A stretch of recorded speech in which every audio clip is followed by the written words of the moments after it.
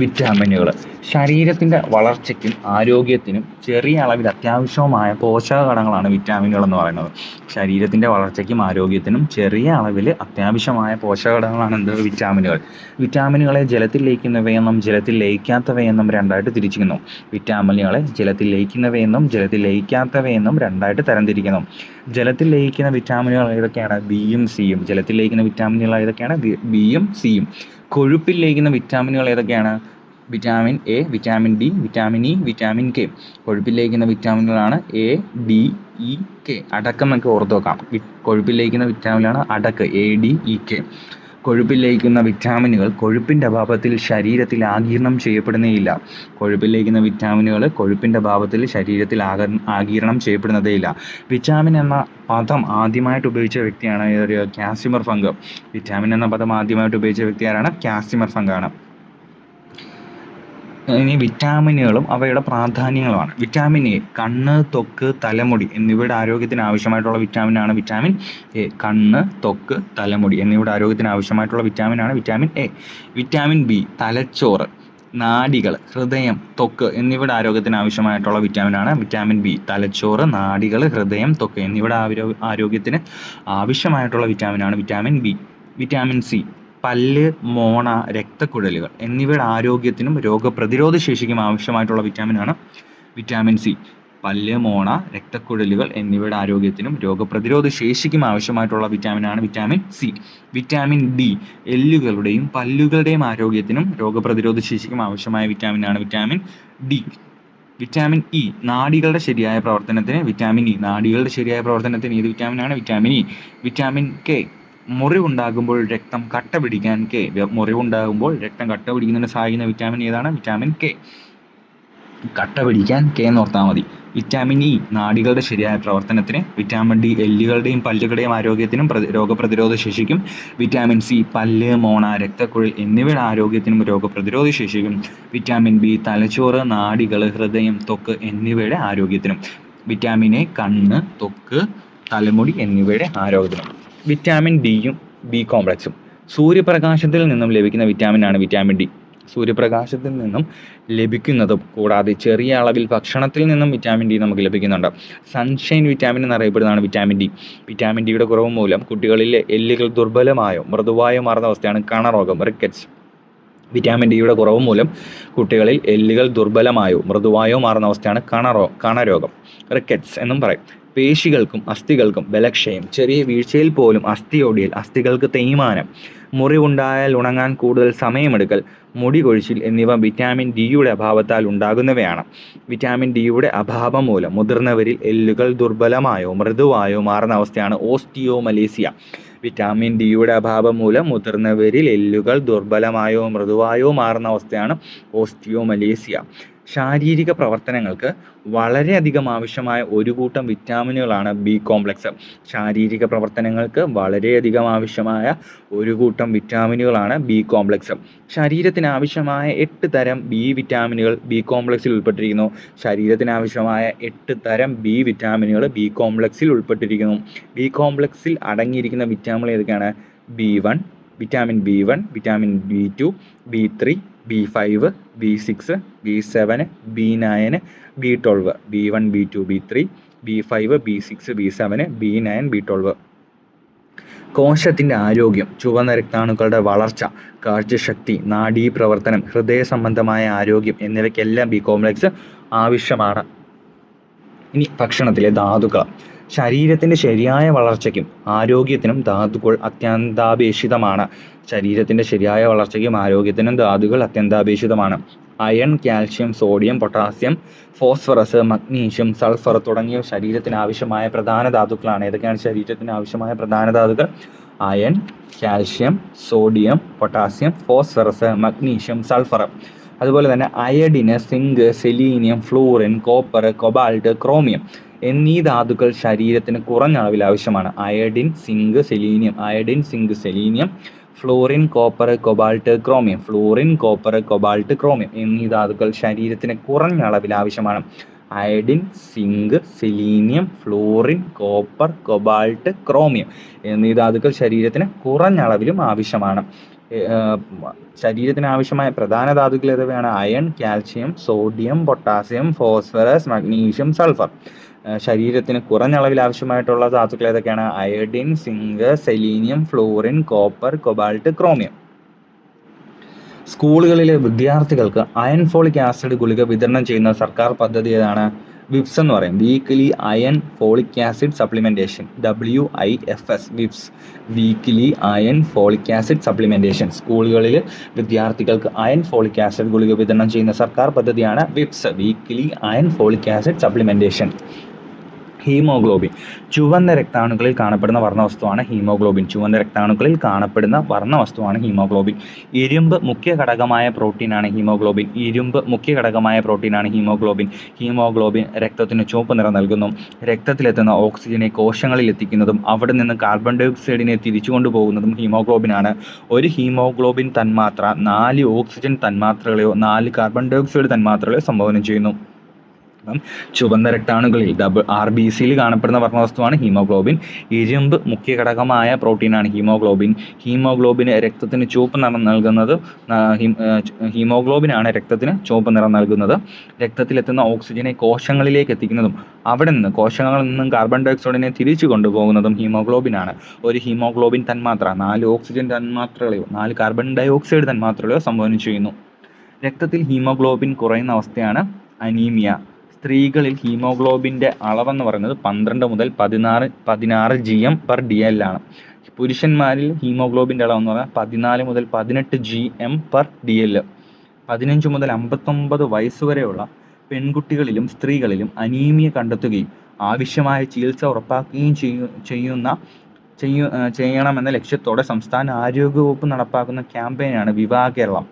അതിൻ്റെ ഒരു ടാഗ് ലൈനാണ് വളർച്ചയിൽ നിന്നും വളർച്ചയിലേക്ക്. കേരളത്തിലെ ആദ്യത്തെ അനീമിയ വിമുക്ത പഞ്ചായത്താണ് മൈലപ്ര. പത്തനംതിട്ട ജില്ലയിലെ മൈലപ്രയാണ് കേരളത്തിലെ ആദ്യത്തെ അനീമിയ വിമുക്ത പഞ്ചായത്ത്. മൈലപ്ര, പത്തനംതിട്ട. ഇനി അപര്യാപ്തത രോഗങ്ങൾ. വിറ്റാമിനുകളും ധാതുക്കളും ശരീരത്തിന് കുറഞ്ഞ അളവിൽ ആവശ്യമായ പോഷക ഘടകങ്ങളാണ്.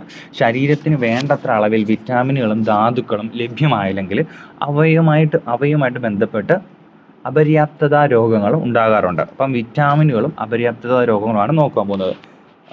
ഇനി വിറ്റാമിൻ്റെ ശാസ്ത്രീയ നാമം അതുപോലെ അതിൻ്റെ അപര്യാപ്ത രോഗങ്ങളാണ് പറയാൻ പോകുന്നത്. വിറ്റാമിൻ എ ആകുമ്പോൾ വിറ്റാമിൻ എയുടെ ശാസ്ത്രീയ നാമമാണ് റെറ്റിനോൾ. വിറ്റാമിൻ എയുടെ ശാസ്ത്രീയ നാമം റെറ്റിനോൾ. അതിൻ്റെ അപര്യാപ്തത രോഗങ്ങൾ നിശാന്തത, സിറോഫ്താൽമിയ, കെരാറ്റോമലേസിയ. വിറ്റാമിൻ എ ശാസ്ത്രീയ നാമം റെറ്റിനോൾ. അപര്യാപ്തത രോഗങ്ങൾ ഏതൊക്കെയാണ്? നിശാന്തത, സിറോഫ്താൽമിയ, കെരാറ്റോമലേസിയ. വിറ്റാമിൻ എയുടെ കുറവ് മൂലം ഉണ്ടാകുന്ന രോഗങ്ങളാണ് നിശാന്തത, സിറോഫ്താൽമിയ, കെരാറ്റോമലേസിയ. വിറ്റാമിൻ B1 ശാസ്ത്രീയ നാമമാണ് തയാമിൻ. Vitamin B1 thiamine. അതിൻ്റെ കുറവ് മൂലം ഉണ്ടാകുന്ന രോഗമാണ് ബെറിബറി. വിറ്റാമിൻ B1 കുറവ് മൂലം ഉണ്ടാകുന്ന രോഗമാണ് beriberi. Vitamin B2 riboflavin. Vitamin B2 ശാസ്ത്രീയ നാമമാണ് റൈബോഫ്ലാവിൻ. ഇതിൻ്റെ കുറവ് മൂലമുണ്ടാകുന്ന രോഗമാണ് ഗ്ലോസിറ്റിസ് വായ്പുണ്ണ്. ഗ്ലോസിറ്റീസും വായ്പുണ്ണും. ഗ്ലോസിറ്റീസ് എന്ന് പറയുന്നത് നാവ് വീക്കവും നാവിലെ തൊലി ഇളകുന്നതുമായ ഒരു അവസ്ഥയാണ് ഈ ഗ്ലോസിറ്റീസ് എന്ന് പറയുന്നത്. പിന്നെ വായ്പുണ്ണ് B2 റൈബോഫ്ലാവിൻ, ഗ്ലോസിറ്റീസ്, വായ്പുണ്ണ്. വിറ്റാമിൻ B3 ആണ് നിയാസിൻ. വിറ്റാമിൻ B3യുടെ ശാസ്ത്രീയ നാമമാണ് നിയാസിൻ. പെല്ലഗ്രയാണ് അതിൻ്റെ അപര്യാപ്ത രോഗം. B3യുടെ അപര്യാപ്തത രോഗം പെല്ലഗ്ര. 3D രോഗം എന്നൊക്കെ അറിയപ്പെടുന്നത് പെല്ലഗ്രയാണ്. Vitamin B5 pantothenic acid. ശാസ്ത്രീയ നാമമാണ് B5ൻ്റെ ശാസ്ത്രീയ നാമമാണ് പാൻറ്റോതെനിക് ആസിഡ്. പരസ്തേഷ്യ എന്ന് പറയുന്ന രോഗമാണ് B5ൻ്റെ കുറവ് മൂലം ഉണ്ടാകുന്നത്. B6 pyridoxine. ശാസ്ത്രീയ നാമം പിരിഡോക്സിൻ. മൈക്രോസൈറ്റിക് ഹൈപ്പോക്രോമിക് അനീമിയമാണ് B6ൻ്റെ അപര്യാപ്തത രോഗം.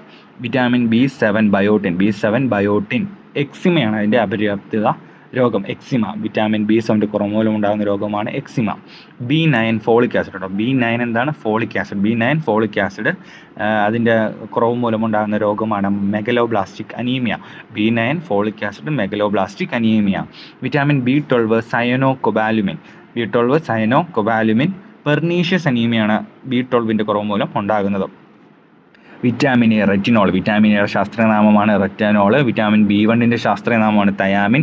B2 ശാസ്ത്രനാമമാണ് റൈബോഫ്ലാവിൻ. B3 ആണെങ്കിൽ നിയാസിൻ.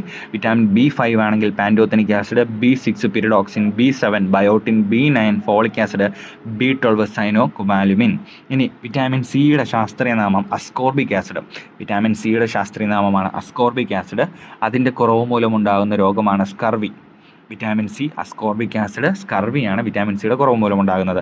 വിറ്റാമിൻ ഡി ആണെങ്കിൽ calciferol. Vitamin D calciferol. Vitamin ഡിയുടെ ശാസ്ത്രീയനാമം കാൽസിഫെറോൾ. ഇതിൻ്റെ അപര്യാപ്ത രോഗമാണ് കണരോഗവും പിന്നെ ഓസ്റ്റിയോമലേസിയയും. കണരോഗം, osteomalacia. Vitamin E tocopherol. Vitamin ഇയുടെ ശാസ്ത്രീയനാമം ടോക്കോഫെറോൾ. വന്ധ്യതയും ഹീമോലിറ്റിക് അനീമിയമാണ് കേട്ടോ. Haemolytic anaemia. വിറ്റാമിൻ ഇയുടെ കുറവ് മൂലമുണ്ടാകുന്ന അപര്യാപ്ത രോഗമാണ് ഹീമോലിറ്റിക് അനീമിയ, വന്ധ്യത. Vitamin K phylloquinol. വിറ്റാമിൻ കെയുടെ ശാസ്ത്രീയനാമമാണ് ഫിലോക്വിനോൾ. രക്തസ്രാവം, രക്തം കട്ടപിടിക്കാൻ വൈകലൊക്കെ വിറ്റാമിൻ കെയുടെ ശാസ്ത്രീയനാമം അപര്യാപ്തത രോഗമാണ്. ശാസ്ത്രീയനാമം ഫിലോക്വിനോൾ. നിശാന്തത. ഇരുട്ടിലും മങ്ങിയ വെളിച്ചത്തിലും അനുഭവപ്പെടുന്ന കാഴ്ചക്കുറവാണ് നിശാന്തത. നൈറ്റ് ബ്ലൈൻഡ്നെസ് എന്നൊക്കെ പറയും. നിശാന്തതയുള്ള വ്യക്തികൾക്ക് പകലും രാത്രിയിലും നല്ല വെളിച്ചത്തിലും കാഴ്ചയ്ക്ക് യാതൊരു തകരാറും ഉണ്ടായിരിക്കുകയില്ല.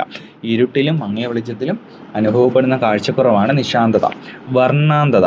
ചുവപ്പ്, പച്ച നിറങ്ങൾ തിരിച്ചറിയാൻ കഴിയാത്ത അവസ്ഥയാണ് വർണ്ണാന്തത. ചുവപ്പ്, പച്ച നിറങ്ങൾ തിരിച്ചറിയാൻ കഴിയാത്ത അവസ്ഥയാണ് വർണ്ണാന്തത. പ്രശസ്ത രസതന്ത്ര ശാസ്ത്രജ്ഞനായ ജോൺ ഡാൾട്ടനെ ബാധിച്ച രോഗമായതിനാൽ വർണ്ണാന്തതയെ ഡാൾട്ടണിസം എന്ന പേരിലും അറിയപ്പെടുന്നുണ്ട് കേട്ടോ. ഡാൾട്ടണിസം എന്ന പേരിൽ അറിയപ്പെടുന്ന രോഗം ഏതാണ്? വർണ്ണാന്തതയാണ്. വർണ്ണാന്തത തിരിച്ചറിയാൻ ഉപയോഗിക്കുന്ന ടെസ്റ്റാണ് ഇഷിഹാര ടെസ്റ്റ്. വർണ്ണാന്തത തിരിച്ചറിയാൻ ഉപയോഗിക്കുന്ന ടെസ്റ്റ് ഏതാണ്? ഇഷിഹാര. ഇനി ധാതുക്കളും അപര്യാപ്തത രോഗങ്ങളും. അയണിൻ്റെ കുറവ് മൂലമുള്ള രോഗമാണ് അനീമിയ കേട്ടോ. അയണിൻ്റെ കുറവ് മൂലം ഉണ്ടാകുന്ന രോഗമാണ് അനീമിയ. അയഡിൻ്റെ കുറവ് മൂലമാണെങ്കിൽ goitre. Iron, anaemia, iodine, goitre. കാൽഷ്യത്തിൻ്റെ കുറവ് മൂലമാണെങ്കിൽ ഓസ്റ്റിയോപോറോസിസ് കേട്ടോ. ഓസ്റ്റിയോപോറോസിസ്. കാൽഷ്യത്തിൻ്റെ കുറവ് മൂലം ഓസ്റ്റിയോപോറോസിസ്. പൊട്ടാസ്യത്തിൻ്റെ കുറവ് മൂലം ഉണ്ടാകുന്ന രോഗങ്ങളാണ് ഹൈപ്പോകലേമിയ, പേശികളുടെ ബലക്കുറവ്, ഉയർന്ന രക്തസമ്മർദ്ദം. പൊട്ടാസ്യത്തിൻ്റെ കുറവ് മൂലം ഹൈപ്പോകലേമിയ, പേശികളുടെ ബലക്കുറവ്, ഉയർന്ന രക്തസമ്മർദ്ദം. ഫ്ലൂറിൻ്റെ കുറവ് മൂലമാണെങ്കിൽ ദന്തക്ഷയം. ഫ്ലൂറിൻ്റെ കുറവ് മൂലം ദന്തക്ഷയം ഉണ്ടാകും. സെലീനിയത്തിൻ്റെ കുറവ് മൂലമാണെങ്കിൽ ക്യാഷൻ ബെക്ക് രോഗം കേട്ടോ. ക്യാഷൻ ബെക്ക് രോഗം. സെലീനിയത്തിൻ്റെ കുറവ് മൂലം ഉണ്ടാകുന്ന രോഗമാണ് ക്യാഷൻ ബെക്ക് രോഗം. നമ്മുടെ WC വൈറ്റ് ബ്ലഡ് സെൽസിൻ്റെ വളർച്ചയ്ക്ക് ആവശ്യമായിട്ടുള്ളൊരു ലോഹമാണ് സെലീനിയം എന്ന് പറയുന്നത്. ഇനി ഓസ്റ്റിയോപൊറോസിസ്. അസ്ഥികളിലെ ധാതുക്കളുടെ സാന്ദ്രത കുറയുന്നത് മൂലം എല്ലുകളുടെ കട്ടി കുറഞ്ഞ് ദുർബലമാകുന്ന അവസ്ഥയാണ് ഓസ്റ്റിയോപൊറോസിസ്. അസ്ഥിക്ഷയം എന്നൊക്കെ പറയും. എല്ലുകളുടെ ബലക്ഷയം, പൊട്ടൽ എന്നിവയ്ക്ക് ഓസ്റ്റിയോപൊറോസിസ് കാരണമാകുന്നു. ഓസ്റ്റിയോപൊറോസിസ് എന്താണ്? അസ്ഥികളിലെ ധാതുക്കളുടെ സാന്ദ്രത കുറയുന്നത് മൂലം എല്ലുകളുടെ കട്ടി കുറഞ്ഞ് ദുർബലമാകുന്ന അവസ്ഥയാണ് ഓസ്റ്റിയോപൊറോസിസ്. ഇനി ഗോയിറ്റർ. തൈറോയിഡ് ഗ്രന്ഥിയുടെ ഹോർമോൺ ഉൽപ്പാദനത്തിന് അയഡിൻ ആവശ്യമാണ്. ഭക്ഷണത്തിലെ അയഡിൻ്റെ അഭാവം മൂലം തൊണ്ടയിലെ തൈറോയിഡ് ഗ്രന്ഥി വലുതാകുന്ന അവസ്ഥയാണ് സിമ്പിൾ ഗോയിറ്റർ, തൊണ്ടമുഴ എന്നൊക്കെ പറയും. അപ്പോൾ ഗോയിറ്റർ തൈറോയിഡ് ഗ്രന്ഥിയുടെ ഹോർമോൺ ഉൽപ്പാദനത്തിന് അയഡിൻ ആവശ്യമാണ്. ഭക്ഷണത്തിലെ അയഡിൻ്റെ അഭാവം മൂലം തൊണ്ടയിലെ തൈറോയിഡ് ഗ്രന്ഥി വലുതാകുന്ന അവസ്ഥയാണ് സിമ്പിൾ ഗോയിറ്റർ. ഇനി പോഷകേതര ഘടകങ്ങൾ. നമ്മുടെ ആരോഗ്യത്തിന് ആവശ്യമായ പോഷകങ്ങളല്ലാത്ത മറ്റു ചില പ്രധാന ഘടകങ്ങളാണ് പോഷകേതര ഘടകങ്ങൾ. Components other than nutrients. പോഷകേതര ഘടകങ്ങൾക്ക് ഉദാഹരണമാണ് നാരുകളും ജലവും. നാരുകൾ സസ്യാഹാരത്തിലൂടെ ലഭിക്കുന്ന ശരീരത്തിന് ദഹിപ്പിക്കാൻ കഴിയാത്തതുമായ സെല്ലുലോസാണ് നാരുകൾ. സസ്യാഹാരത്തിലൂടെ ലഭിക്കുന്നതും ശരീരത്തിന് ദഹിപ്പിക്കാൻ കഴിയാത്തതുമായ സെല്ലുലോസാണ് നാരുകൾ. നാരുകൾ പോഷക ഘടകമല്ലെങ്കിലും ഇവ ദഹനം, വൻകുടലിലൂടെയുള്ള വിസർജ്യ വസ്തുക്കളുടെ പുറന്തള്ളൽ എന്നിവ സുഗമമാക്കുന്നു. നാരുകളെ ജലത്തിൽ ലയിക്കുന്ന നാരുകൾ, ജലത്തിൽ ലയിക്കാത്ത നാരുകൾ എന്നിങ്ങനെ രണ്ടായിട്ട് തിരിക്കുന്നുണ്ട്. വൻകുടലിലെ ബാക്ടീരിയകളുടെ സഹായത്തോടെ മാത്രമാണ് ജലത്തിൽ ലയിക്കുന്ന നാരുകൾ വീടിക്കുന്നത്. ജലത്തിൽ ലയിക്കുന്ന നാരുകൾ കൊഴുപ്പിൻ്റെ ആഗിരണം തടസ്സപ്പെടുത്തി രക്തത്തിലെ കൊളസ്ട്രോൾ കുറയ്ക്കാൻ സഹായിക്കുന്നു. അപ്പം ജലത്തിൽ ലയിക്കുന്ന നാരുകൾ കൊഴുപ്പിൻ്റെ ആഗിരണം തടസ്സപ്പെടുത്തി രക്തത്തിലെ കൊളസ്ട്രോൾ കുറയ്ക്കാൻ സഹായിക്കുന്നു. നിലക്കടല, കശുവണ്ടി, ഓട്സ്, പരിപ്പ് തുടങ്ങിയവയിൽ ജലത്തിൽ ലയിക്കുന്ന നാരുകൾ അടങ്ങിയിരിക്കുന്നു. ഇനി ജലത്തിൽ ലയിക്കാത്ത നാരുകൾക്ക് പ്രത്യേകിച്ച് പോഷക മൂല്യമില്ലെങ്കിലും ആരോഗ്യ പരിപാലനത്തിനും ജീവിതശൈലി രോഗനിയന്ത്രണത്തിനും ഇവ പ്രധാന പങ്ക് വഹിക്കുന്നു. തവിടടങ്ങിയ ധാന്യങ്ങൾ, ചെറുധാന്യങ്ങൾ, പയറിനങ്ങൾ, ഇലക്കറികൾ, പച്ചക്കറികൾ, പഴവർഗ്ഗങ്ങൾ, വാഴപ്പിണ്ടി, വാഴക്കൂമ്പ് എന്നിവയിൽ നാരുകൾ ധാരാളമായി അടങ്ങിയിരിക്കുന്നു. പഴവർഗ്ഗങ്ങൾ അരിച്ചെടുത്ത് ജ്യൂസ് രൂപത്തിലാക്കുമ്പോൾ അതിലെ നാരുകളുടെ അളവിൽ കുറവുണ്ടാകുന്നു. ഇനി ജലം. മനുഷ്യ ശരീരത്തിൻ്റെ ഏകദേശം 70% എന്താണ്? ജലമാണ്. ദഹനം, രക്തചംക്രമണം, വിസർജനം തുടങ്ങിയ വിവിധ ശാരീരിക പ്രവർത്തനങ്ങളിൽ ജലം ആവശ്യമാണ്. മൂത്രം, വിയർപ്പ് എന്നിവയിലൂടെ ശരീരത്തിൽ നിന്നും ജലനഷ്ടമാകുന്നു. ഒരാൾ ഒരു ദിവസം കുടിക്കേണ്ട ജലത്തിൻ്റെ അളവ് അയാളുടെ പ്രായം, ഭാരം, ചെയ്യുന്ന പ്രവർത്തനങ്ങൾ, കാലാവസ്ഥ എന്നീ ഘടകങ്ങളെ ആശ്രയിച്ചിരിക്കുന്നു. കുട്ടികൾ ഒരു ദിവസം കുടിക്കേണ്ട ജലത്തിൻ്റെ അളവ് 10 മുതൽ 12 ഗ്ലാസ് വരെയാണ്, അതായത് 2-3 ലിറ്റർ. അധിക വിയർപ്പ്, ഛർദി, ഡയറിയ എന്നിവ മൂലം ശരീരത്തിൽ ജലത്തിൻ്റെ അളവ് കുറയുന്നതും ശാരീരിക പ്രവർത്തനങ്ങൾ തകരാറിലാകുകയും മരണം വരെ സംഭവിക്കുന്നതിന് കാരണമാവുകയും ചെയ്യുന്നു. വേനൽക്കാലത്ത് വിയർപ്പിലൂടെ ജലം നഷ്ടപ്പെടുന്നതിനാൽ കൂടുതൽ അളവിൽ ജലം ഉപയോഗിക്കേണ്ടതാണ്. തക്കാളി, വെള്ളരി, തണ്ണിമത്തൻ, പഴവർഗ്ഗങ്ങൾ, പച്ചക്കറികൾ, പാല്, ജ്യൂസ്, ചായ, കാപ്പി, ശീതളപാനീയങ്ങൾ തുടങ്ങിയവ ഭക്ഷ്യവസ്തുക്കളിലൂടെയും ജലം ശരീരത്തിലെത്തുന്നു. മിക്കവാറും എല്ലാ ഭക്ഷ്യവസ്തുക്കളിലും കുറഞ്ഞ അളവിലെങ്കിലും ജലം അടങ്ങിയിരിക്കുന്നു. കലോറി. ഭക്ഷണത്തിലെ ഊർജ്ജത്തിൻ്റെ അളവ് കണക്കാക്കുന്ന യൂണിറ്റാണ് എന്ത്? കലോറി എന്ന് പറയുന്നത് കേട്ടോ. ഭക്ഷണത്തിലെ ഊർജ്ജത്തിൻ്റെ അളവ് കണക്കാക്കുന്ന യൂണിറ്റാണ് കലോറി. ശ്വസനം, രക്തചംക്രമണം തുടങ്ങിയ ശാരീരിക പ്രവർത്തനങ്ങൾ നിയന്ത്രിക്കുന്നതിന് ഊർജ്ജം ആവശ്യമാണ്. ശാരീരിക അധ്വാനമുള്ള ഒരു പുരുഷന് പ്രതിദിനം ആവശ്യമായ ഊർജ്ജം 1900 മുതൽ 2400 കലോറി വരെ കേട്ടോ. ശരാശരി 1900 മുതൽ 2400 കിലോ കലോറി വരെയാണ് കേട്ടോ. ശാരീരിക അധ്വാനമുള്ള ഒരു സ്ത്രീക്ക് പ്രതിദിനം ആവശ്യമായ ഊർജ്ജം എന്ന് പറയുന്നത് ശരാശരി 1600 മുതൽ 2000 കിലോ കലോറി വരെയാണ്. 1600 മുതൽ കലോറി. സ്ത്രീകൾക്ക് 1600 മുതൽ 2000 വരെ. പുരുഷന്മാർക്ക് 1900 മുതൽ 2400 കലോറി വരെയാണ്. ഒരു മുതിർന്ന കുട്ടിക്ക് പ്രതിദിനം ആവശ്യമായ ഊർജ്ജം ശരാശരി 1200 മുതൽ 1400 കലോറി വരെയാണ് കേട്ടോ. ഒരു മുതിർന്ന കുട്ടിക്ക് പ്രതിദിനം ആവശ്യമായ ഊർജ്ജം ശരാശരി 1200 മുതൽ 1400 കലോറി വരെയാണ്. സ്കൂൾ ഉച്ചഭക്ഷണത്തിലൂടെ വിദ്യാർത്ഥികൾക്ക് പ്രതിദിനം ലഭിക്കുന്ന ഊർജ്ജം ഏകദേശം 750 കലോറിയാണ് കേട്ടോ. സ്കൂൾ ഉച്ചഭക്ഷണത്തിലൂടെ ഒരു വിദ്യാർത്ഥികൾക്ക് പ്രതിദിനം ലഭിക്കുന്ന ഊർജ്ജം ഏകദേശം 750 കലോറിയാണ്. ആൻറ്റി പെല്ലഗ്ര വിറ്റാമിൻ എന്നറിയപ്പെടുന്നത് ഏതാണ്? വിറ്റാമിൻ B3 ആണ്. ഫ്രഷ് ഫുഡ് വിറ്റാമിൻ എന്നറിയപ്പെടുന്നത് വിറ്റാമിൻ C ആണ്. സൺഷൈൻ വിറ്റാമിൻ എന്നറിയപ്പെടുന്ന വിറ്റാമിൻ D ആണ്. ബ്യൂട്ടി വിറ്റാമിൻ എന്നറിയപ്പെടുന്ന vitamin E. Anti sterility vitamin എന്നറിയപ്പെടുന്നത് vitamin E. Anti haemorrhage vitamin എന്നറിയപ്പെടുന്നത് vitamin K. Anti pellagra vitamin B3, fresh food vitamin C, sunshine vitamin D, beauty vitamin E, anti sterility vitamin E, anti haemorrhage vitamin K.